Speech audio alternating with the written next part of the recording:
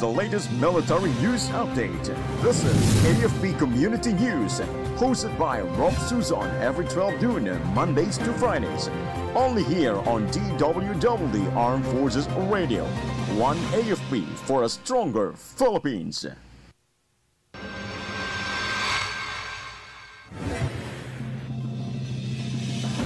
Philippine Air Force rescues 21 aids 37 families in Tarlac after Typhoon Pepito.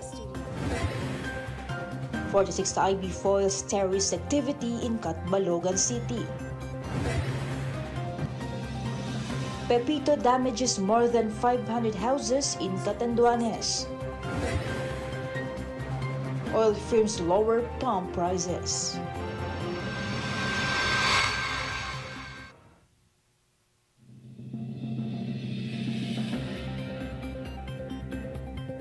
Good day everyone, as well to our troops at Camp Emilio Ginaldo, Quezon City. Today is Tuesday, November 19. We'll bring you the latest news from the armed forces and other information around the Philippines. I am Rolf Suzon for AFP Community News. DWDD Armed Forces News. For the brief overview of our stories, the Philippine Air Force's Disaster Response Task Unit from Tactical Operations Group 3 evacuated 21 individuals and assisted 37 families in a humanitarian mission following Typhoon Pepito. Using a KM-450 truck, the team moved affected residents, including 13 children, to an evacuation center and provided food supplies and temporary shelter. The operation, conducted with the Tarlac Provincial Disaster Risk Reduction and Management Council, highlighted the Air Force's swift and coordinated disaster response efforts. DWDD Armed Forces News. The 201st Infantry Brigade with the 16th, 81st, and 85th Infantry Battalions conducted extensive disaster response and relief operations across Camarines Norte, Camarines Sur, and Quezon Province in the wake of Typhoon Pepito. Efforts included preemptive evacuations in Vinzons, Camarines Norte, food pack distribution in Caluwag, Quezon, and Sipocot, Camarines Sur, resident evacuations in Vinzons and Malunay, Quezon, hot meal distribution in Buena Vista, Quezon, and clearing operations in Lopez, Quezon. The operations were carried out in coordination with the other government agencies. Armed Forces Radio. And now let's hear our report on the ground about AFP. PNP neutralized Zamboanga Sibugay's 8th most wanted in joint operation. Going for the details, Jai.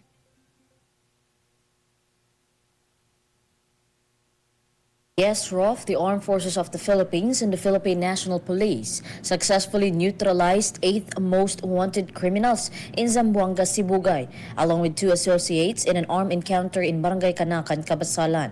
Morsid Ahod, wanted for kidnapping, extortion, and the Kabasalan massacre, was slain alongside Abdul and Fahad Sahibad, members of a kidnap for ransom group linked to recent high-profile crimes.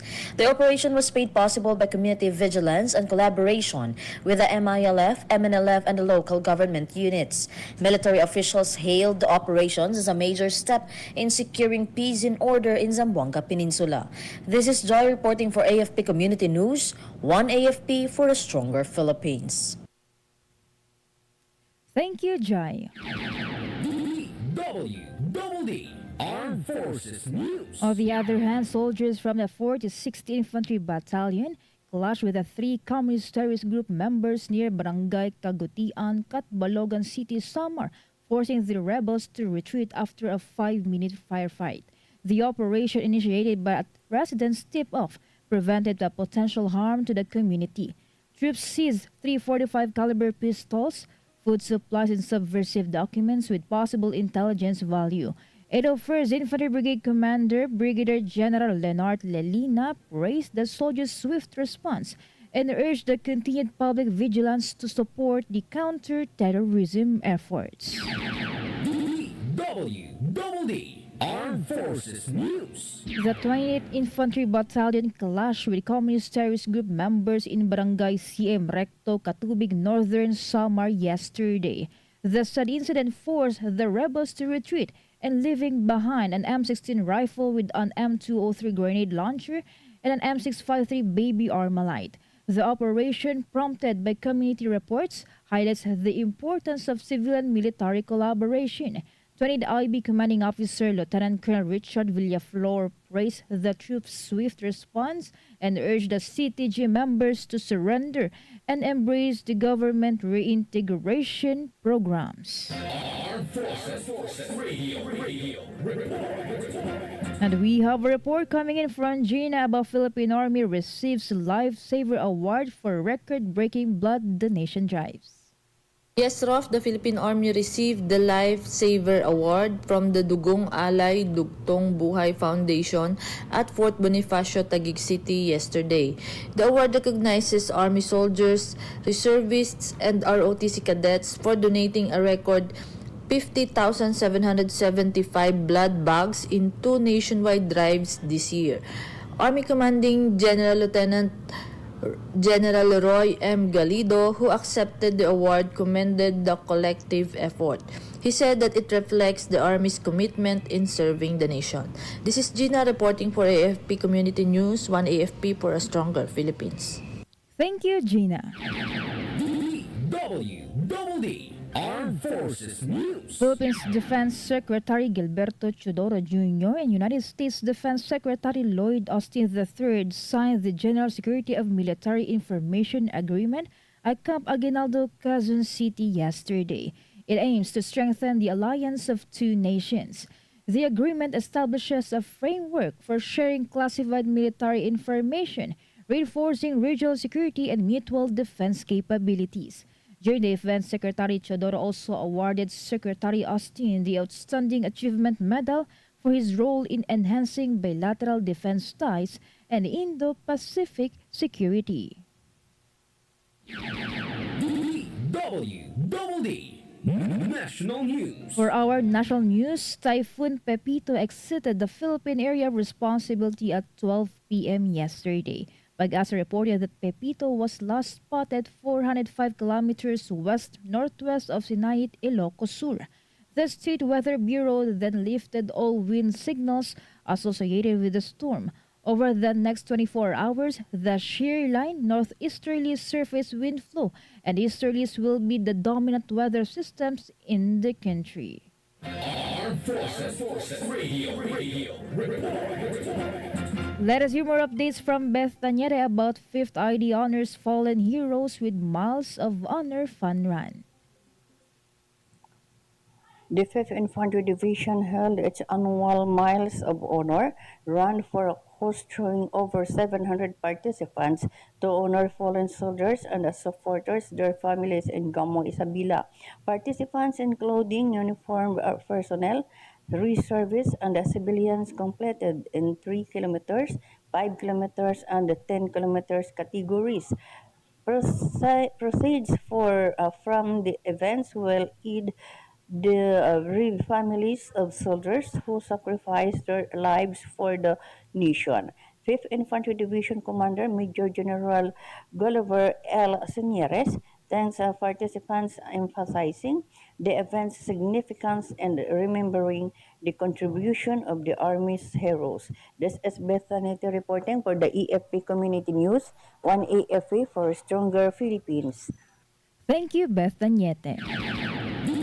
DWDD National News. Hundreds of houses were severely damaged in Catanduanes as the island province bore the brunt of Super Typhoon Pepito. First winds and heavy rains destroyed or damaged more than 500 houses in the town of Panganiban, where Pepito made its first landfall last Saturday. In Bagamanok, the inclement weather did not spare its police station, as well as a church that saw a portion of its roof missing. Despite the devastation, there were no reported casualties as barangay officials, the police, the Philippine Coast Guard, and other agencies managed to evacuate over 70,000 individuals. DWDD National News. President Ferdinand Marcos Jr. welcomed the additional $1 million humanitarian aid from the United States government. This will be given for those affected by the recent typhoons. In his meeting with U.S. Defense Secretary Lloyd Austin III in Malacanang, PBBM also informed the defense chief of the important role of EDCA sites for disaster response. The president emphasized that EDCA sites became staging areas, as many places can all be reached by helicopter in the aftermath of the storm. Armed Forces Radio. From First CRG, let us hear some information from Maljoy about 91st IB conducts clearing of debris-laden roads in Aurora. Yes, Ralph, the Philippine Army's 91st Infantry Sinagtala Battalion stepped up clearing efforts to ensure mobility in the whole province of Aurora after the heat of Super Typhoon Pepito. The acting commander of the Philippine Army's 91st Infantry Sinagtala Battalion, 7th Infantry Battalion, in coordination with Aurora Provincial Government, conducted clearing efforts in 8 towns calamity areas in the province. 91st Infantry Battalion troops likewise evacuated residents living in coastal areas of San Luis Town in Aurora. In times of need, the 91st Infantry Battalion will continue to maximize its active and reserve force and will utilize its modern competencies, equipment, and response efforts. This is Meljoy Nesho Arroco reporting for AFP Community News, 1AFP for Stronger Philippines. Thank you, Maljoy from First CRG. DWDD National News. For other updates, 4 major dams in Luzon have opened their spillway gates to release excess water resulting from Typhoon Pepito's rain. Ang Buklao and Binga dams in Benguet, San Roque Dam in Pangasinan, and Magat Dam in Isabela are among those discharging excess water. Pag-asa has issued flood watching bulletins for the Ambuklao, Binga, San Roque, and Magat sub-basins due to the ongoing water releases from these dams. The State Weather Bureau also advised the residents in downstream communities near these dams to take necessary precautions. DWDD National News. The Department of Education issued guidelines to ensure the safety of learners and teachers as well as learning continuity in the aftermath of Super Typhoon Pepito. DepEd told school officials to assess the well-being of their teachers and learners regarding the resumption of in-person classes. It also advised schools to implement further localized temporary suspension of in-person classes to allow recovery from the effects of the hazard if necessary. School officials were also told to activate their medical teams to augment any medical needs of DepEd personnel and learners. Armed Forces Radio. Let us hear more updates from Joanne of First CRG about NOLCOM response to Typhoon Pepito's impact with coordinated relief efforts. In response to Typhoon Pepito, the Northern Luzon Command has undertaken prompt coordination and implementation of disaster measures. The Naval Task Force Northern Luzon worked closely with the 4th Marine Brigade in conducting preemptive evacuations in the municipalities of Bacara and Pagudpud in Ilocos Norte. They also provided mobility assets and personnel for the transportation of food packs in the Cagayan Valley region. Additionally, search, rescue, and retrieval teams from Ilocos Sur operating under the 501st Infantry Brigade of the Philippine Army and teams from La Union under Naval Installation Facilities Northern Luzon facilitated the holding of 800 boxes of food packs from the Department of Social Welfare and Development warehouse in San Fernando, La Union. These supplies were destined for Santa Barbara, Pangasinan, and the teams also assisted in preemptive evacuations in affected barangays of San Fernando, La Union. A separate search, rescue, and retrieval team from the 702nd Infantry Brigade Philippine Army has been prepositioned in the municipality of Binmalay, Pangasinan for possible deployment. The Naval Task Force Northern Luzon, as the sub-cluster lead for SRR team under the Regional Disaster Risk Reduction and Management Council 1, currently has 85 search, rescue, and retrieval teams on alert across the provinces of Pangasinan, La Union, Ilocos Norte, Ilocos Sur, and Batanes. These teams are equipped with the necessary equipment and are ready to respond quickly, maintaining effective communication through coordination with local government units and disaster risk reduction management offices. The Northern Luzon Command and the Philippine Navy assure the public of their unwavering commitment to conducting humanitarian assistance and disaster relief efforts during these challenging times. Reporting from Northern Luzon Command, this is John Sagaok for AFP Community News, 1AFP for Stronger Philippines. Thank you, Joanne from First CRG. DWDD National National News. And moving on to another story, the Department of Energy is urging distribution utilities, electric cooperatives, the National Electrification Administration, and the National Grid Corporation of the Philippines to expedite power restoration efforts in typhoon-affected areas. Energy Secretary Rafael Dotilla emphasized the importance of constructing more typhoon-resistant power lines and improving network data capacity. He explained that their goal is to strengthen power lines in high-risk areas, ensuring they can withstand future storms. Dotilla added that this will minimize disruptions and reduce risk posed by extreme weather events. The DOE cited that at the height of the Typhoon Pepito, the first Catanduanes Electric Cooperative implemented a manual shutdown, affecting over 60,000 consumers due to the storm. DWDD National News. The Philippine Red Cross announced that it has assisted a total of 7,040 individuals affected by Super Typhoon Pepito. PRC Chair and Chief Executive Officer Richard Gordon said they have activated the response and relief teams to assist the affected communities. He also added that their responses to the other 5 typhoons are also underway. PRC also provided psychological first aid to almost 6,000 citizens, hygiene promotion sessions to 120 evacuees, and a child-friendly space for 56 children, among other services. Armed Forces Radio. On the other line, let us hear more from Kath about Philippine Air Force. PCG evacuate 411 residents in La Union after Typhoon Pepito. The Philippine Air Force 585th Air Base Group and the Philippine Coast Guard evacuated 411 individuals, including 112 families, during joint operations in San Fernando, La Union. It aims to make sure their safety following Typhoon Pepito. The coordinated response ensured timely assistance to affected residents, emphasizing the critical role of interagency collaboration in disaster relief efforts. Moreover, the PAF reiterated its commitment in providing humanitarian aid to communities in need. This is Kat reporting for AFP Community News, 1 AFP for a stronger Philippines. Thank you, Kath. Armed Forces Radio. From Solcom, let us hear from Jess about 76th IB seizes firearms in clash with CPP, NPA, NDF, and Oriental Mindoro. Yes, Rolf. Yesterday, troops from the 76th Infantry Victrix Battalion under the 203rd Infantry Brigade engaged in a fierce encounter with around 12 heavily armed members of the CPP, NPA, NDF in Sitio Camilihan, Barangay Bugtong, Notoong, Oriental Mindoro.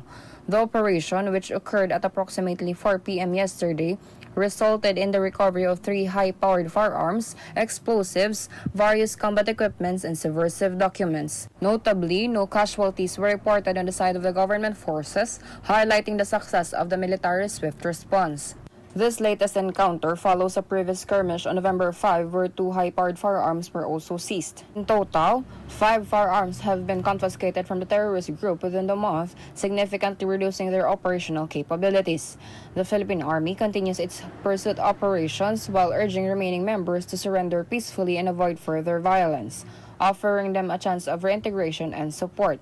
This is Jess from Solcom reporting for AFP Community News, 1 AFP for a stronger Philippines. Thank you, Jess from Solcom. DWDD National News. For other national news, oil companies lowered their pump prices today. Shell, Sea Oil, Petrogas, Caltex Clean Fuel, Jetty Petroleum, Unioil, PDD Philippines, and also the Flying V cut gasoline prices by 85 centavos per liter and diesel by 75 centavos per liter. The cost of kerosene also went down by 90 centavos per liter. The Department of Energy's Oil Industry Management Bureau attributed the rollback to the move of the Organization of the Petroleum Exporting Countries and its allies to lower their oil demand forecast for the 4th time. DWDD National News. Adjusted mall hours in Metro Manila started yesterday. This aims to ease the traffic congestion during the Christmas season. Instead of 10 a.m., shopping malls will open at 11 a.m. from November 18 to December 25. MMDA Chair Romando Artes said closing time would be at the discretion of the mall operators. Armed Forces Radio. More updates from Ella Mercado about Antipolo LGU supports Drug Abuse Prevention and Control Week celebration. The city government of Antipolo expressed their support in celebrating Drug Abuse Prevention and Control Week by virtue of Proclamation Number 124, Series of 2001. Antipolo LGU said, such as the mission of national government towards drug-free nation, their mission is to strengthen their abilities to establish drug-related programs in the welfare of their constituents by raising awareness against the evil effects of illegal drugs. Among those they want to pay attention to is the condition of young generation in the country, how to avoid the problems caused by drug addiction. The city government encouraged the community's cooperation in the anti-drug campaign of different law enforcement agencies for its advocacy. And this is Ella Mercado reporting for AFP Community News, 1 AFP for a stronger Philippines. Thank you, Ella Mercado from Antipolo, Rizal. Armed Forces Radio. For other updates, let us hear the details about Third ID Honors Transport Sector's role in peace development at Western Visayas Summit. Go ahead, Ferdy. Good day, everyone. The 3rd Infantry Division recognized the transportation sector's vital contribution to peace and development during the first Western Visayas Transport Summit held at Mandurriao, Iloilo City. 3ID Commander Major General Marion R. Season through Colonel Lennon Babylonia praised transport cooperatives for promoting economic inclusions and resilience against attempts by communist groups to exploit drivers. The summit, led by the Western Visayas Alliance of Transport Cooperatives and Corporations Incorporated, also pushed for the Public Transport Modernization Program.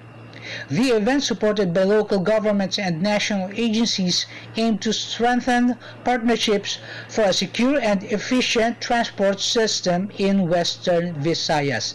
This is Ferdy Blues reporting for AFP Community News, 1 AFP for a stronger Philippines. Thank you, Ferdy.